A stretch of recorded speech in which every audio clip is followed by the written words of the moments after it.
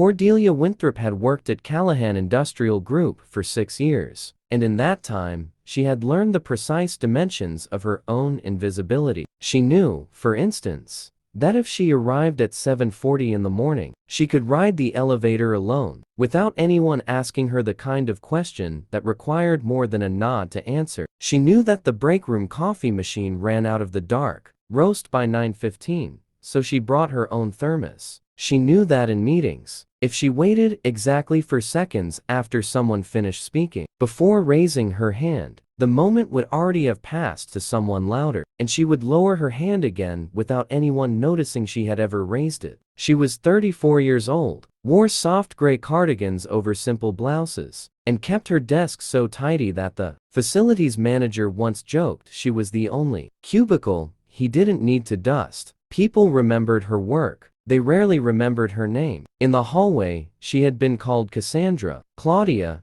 and once, memorably, the numbers girl, by a junior sales associate who had needed a quarterly report and had no other way to describe her. She did not mind this, or told herself she didn't. There was a kind of safety in being unremarkable. Nobody expected anything from you, which meant nobody could be disappointed. The trouble started on a Tuesday in March, the kind of unglamorous Tuesday that never makes it into anyone's memory of how disasters begin. Cordelia was reconciling receivables for the third quarter when she noticed something odd in the account. Activity of Vantage Rail Corporation, the company's largest client, responsible for nearly a third of Callahan Industrial's annual revenue. Vantage's payments, always punctual, always full, had started arriving late, not dramatically late, 3 days, then 5, then 11, but late in a pattern that, when she plotted it against a timeline, formed an unmistakable slope. Someone at Vantage was juggling cash, and a company juggling cash was a company one bad month away from not paying at all. She pulled the historical data back 2 years. She cross-referenced Vantage's public filings, its recent equipment orders, a delayed press release about a plant closure in Ohio that nobody else in the building seemed to have noticed. She built a small model on her own time during her lunch hour, because building models during business hours felt presumptuous for someone whose job title was Senior Accounts Reconciliation Analyst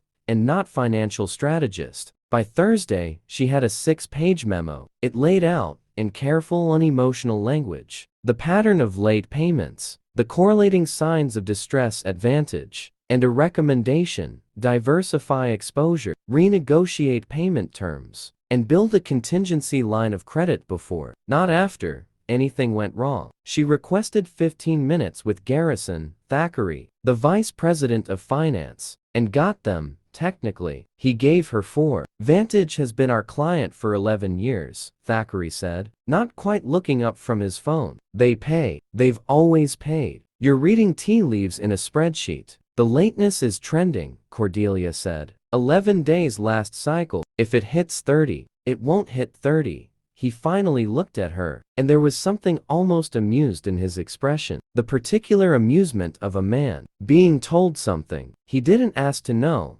by someone he didn't expect to have opinions. Look, I appreciate the initiative, really, but nobody asked the quiet girl in accounting for advice on client strategy. That's not your lane. He said it lightly.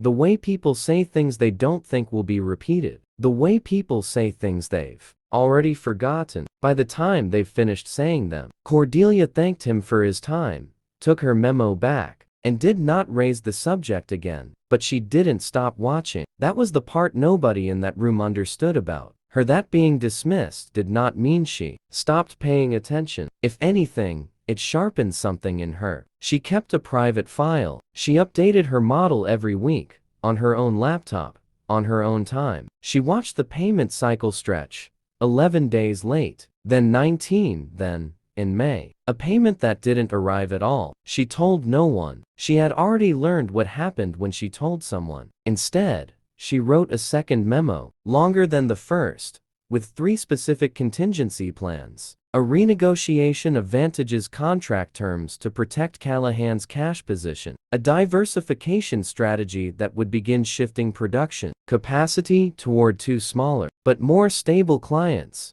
within 90 days. And the piece she was proudest of, the piece that had taken her 4 weekends to build correctly, a full financial model showing exactly how Callahan Industrial could survive a total default by Vantage without laying off a single person. If the company acted before the crisis hit rather than after, she saved the memo. She did not send it. She had learned that timing mattered as much as content, and the company was not yet ready to hear it. So she waited, the way water waits behind a dam, patient and enormous and unacknowledged. The call came on a Monday morning in June. Vantage Rail Corporation had filed for Chapter 11 bankruptcy protection over the weekend. $12 million in outstanding receivables, frozen instantly, tied up in a legal process that could take a year or more to resolve. If it resolved in Callahan's favor at all, the building did not merely react, it convulsed. By 10 in the morning, the executive floor had the electric, unfocused energy of a fire drill nobody had trained for. Payroll for 412 employees was due in 11 days. The company's credit line, extended the year prior, against projected Vantage revenue, was suddenly insufficient to cover the gap. Beauregard Callahan Jr.B. Beau, as everyone called him, the 51-year-old CEO, who had inherited the company from his father and had never once had to steer it through real turbulence, called an emergency meeting of every department head at 11 a.m. Cordelia was not invited. Department heads were invited. She was not a department head. She sat at her desk that morning, listening to the muffled panic drifting down the hallway from the boardroom, and felt something she had not expected to feel.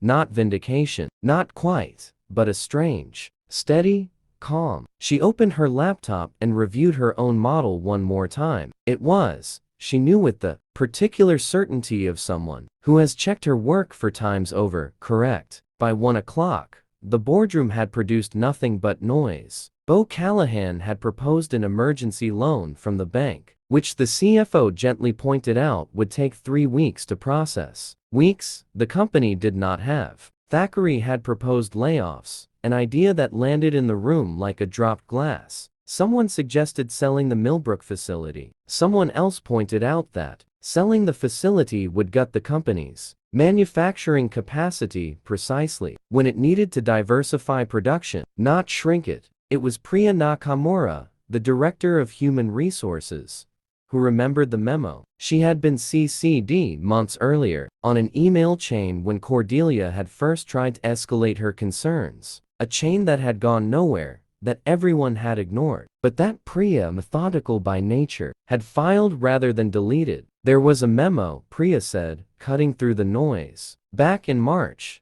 from accounting, about Vantage specifically. I think someone already modeled this. Thackeray's face went through several expressions in quick succession before settling on something carefully neutral. The Winthrop thing, he said. That was speculative. Pull it up, Beau Callahan said. Now, Cordelia was summoned to the boardroom at 1:40 in the afternoon by a junior assistant who did not know her name and had to check it twice on the way down the hall. She walked in carrying her laptop and a folder, and she did not look at Thackeray, though she felt his eyes on her the entire walk to the front of the room. She did not raise her voice. She did not need to. She opened her laptop, connected it to the boardroom display, and began, in the same careful, unemotional language she had used in March, to walk 12 executives through exactly how the company could survive. She showed them the renegotiation framework she had drafted for exactly this scenario, already tailored to Vantage's specific contract language. She showed them the 90-day diversification plan, already built out with 2 named client prospects she had quietly researched and vetted months earlier, both of whom she had reason to believe would take on additional capacity within the quarter. She showed them the cash flow model, the one that proved, with numbers, nobody in that room could argue with, because she had built in every conservative assumption twice over, that Callahan Industrial could meet payroll, preserve every job, and stabilize within 4 months. not effortlessly, not without hard weeks ahead, but without collapse. The room was silent when she finished. Not the awkward silence of a meeting running long, but the particular silence of people recalculating, in real time, everything they had assumed about a person they had walked past in the hallway for 6 years, without learning her name. "This was ready," Bo Callahan finally said. "It wasn't quite a question." "Since March," Cordelia said. "Why didn't you push harder?" She considered the question honestly before answering it, because she owed herself an honest answer as much as she owed him one. "I did push," she said. "Nobody was ready to hear it, so I got it ready instead, for when they would be." Nobody in the room looked at Thackeray. Everyone was very carefully not looking at Thackeray, which was, in its own way, worse than if they had. The recovery took 4 months, exactly as her model had predicted.